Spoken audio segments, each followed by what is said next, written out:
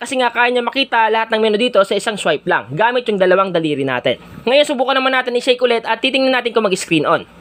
So talagang legit guys kasi nga nag-screen on at screen off once na sinake natin yung phone. So ngayon mga ka-Mindtech, may tuturo ako sa inyong secret trick sa Android phone natin na baka hindi nyo pa alam or hindi nyo pa nasusubukan. So make sure lang na panoorin nyo yung video nga matapos para malaman yung dalawang tricks na ituturo ko sa inyo. So una guys is yung pagbaba ng menu, okay? So once na magbababa tayo ng menu para mapunta tayo sa may flashlight, sa may mobile data, ang gagawin natin, di ba, sinoswipe natin pababa, automatic andyan na. Pero hindi yan kompleto. So ang gagawin mo ulit is ibababa ulit natin ng isa pa para makita natin yung buong menu dito. Yung wifi, yung ating mobile data, and so on and so forth.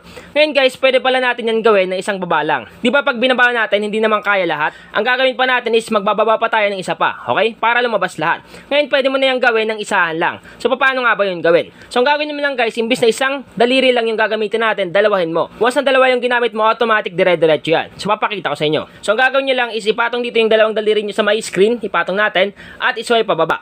So, tingnan nyo guys ha. Kung makita nyo guys, buong buo yung menu. Automatic, isang baba mo lang, andyan na lahat. Hindi na kailangan pa ng dalawang babaan para makita lahat. Isang swipe mo lang gamit ang dalawang daliri, automatic makikita mo na lahat. Subukan ulit natin. Kung makita nyo guys, napakabangis. Isang baba lang, kitang-kita talaga lahat. Pero kung isang daliri lang yung gagamitin natin, talagang hindi yan makikita lahat. Ang gagawin mo is dalawang baba pa para makita mo lahat ng nakalagay dito. Pero pag dalawang daliri yung ginamit mo, sinuwipe mo pababa, automatic dire-diretso yan.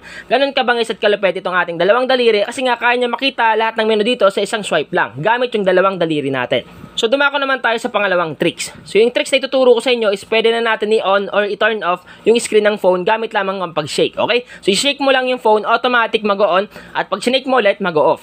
So paano nga ba yun gawin? So una guys, kailangan muna natin pumunta sa Play Store. Punta tayo sa Play Store, then i-search natin yung shake screen on off. Yan guys yung i-search natin, shake screen on off. Once na ma-search mo na yan, automatic lalabas yan sa pinakaunang result. So eto siya, click lang natin. Once na maklik na natin, i-download mo yan at i-install. Ngayon guys, pag na-install mo na, ang gagawin mo lang, i-open mo lang yung app, click open. So ngayon mga ka-Mindtech, para magawa natin yung tricks na i-shake mo lang yung phone mo, automatic mag-screen off at screen on, ang gagawin mo lang, i-click mo lang tong start service, okay? So click lang natin tong start service, then automatic activated na yan. So subukan natin guys, i-shake nga natin at titingnan natin kung mag-screen off. Subukan natin.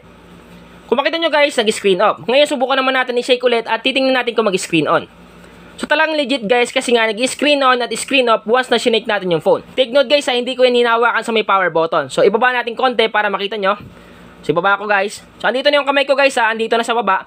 Ngayon i-shake natin, automatic nang screen on. At i-shake ulit natin, automatic na screen off. So ganun guys kabangis at kalupet itong ating Android tricks sa phone natin na baka hindi nyo pa alam or hindi nyo pa nasubukan. So kung ako sa inyo guys, subukan nyo, wala naman mawawala. Ang importante guys, dagdagan yung kalaman natin sa mga tricks sa cellphone. So once again naman, Mindtech PH, thank you and God bless all.